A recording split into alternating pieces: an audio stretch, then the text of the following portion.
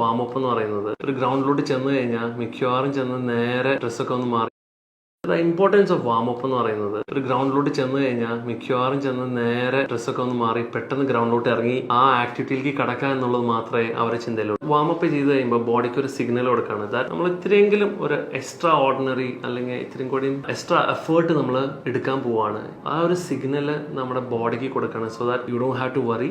ഞാൻ ഇത്രയും കൂടി ഡെയിലി റൂട്ടീനിൽ നിന്ന് കുറച്ചും കൂടി പുഷ് ചെയ്യാണ് എന്നെ തന്നെ. സോ ഇഞ്ചുറി അല്ല, അല്ലെങ്കിൽ പേടിക്കണ്ട, ഐ വിൽ ബി ഫൈൻ എന്നുള്ളൊരു അണ്ടർസ്റ്റാൻഡിങ്ങിന് വേണ്ടിയിട്ടാണ് നമ്മൾ കൂടുതൽ ഈ വാം അപ്പ് സ്ട്രെച്ചിങ് എക്സസൈസുകളൊക്കെ ചെയ്യുന്നത്. If you are not prepared for that, അങ്ങനെ ഒരു പ്രിപ്പറേഷൻ ചെയ്യാതെ ബോഡി പ്രിപ്പയർ ചെയ്യാതെ നമ്മൾ എക്സ്ട്രാ ഓർഡിനറി ആയിട്ട് അല്ലെങ്കിൽ ഫോഴ്സ്ഫുൾ ഇവന്റിലോട്ട് കടന്നു കഴിയുമ്പോഴാണ് ബോഡിക്ക് ഒരു ഷോക്ക് പോലെ ഫീൽ ചെയ്യുന്നത്. ആ ഷോക്കാണ് പിന്നീട് ഇഞ്ചുറി അല്ലെങ്കിൽ റെസ്ട്രിക്ഷൻ, മസിൽ കൺട്രാക്ചർ, ഇങ്ങനത്തെ ഒരു സെഗ്മെന്റിലോട്ട് ബോഡിക്ക് പോകേണ്ടി വരുന്നത്. ഇല്ലാന്നുണ്ടെങ്കിൽ നല്ല രീതിയിൽ വാം അപ്പും കൂൾ ഡൗണും ചെയ്ത് കഴിഞ്ഞാൽ ഒരുവിധ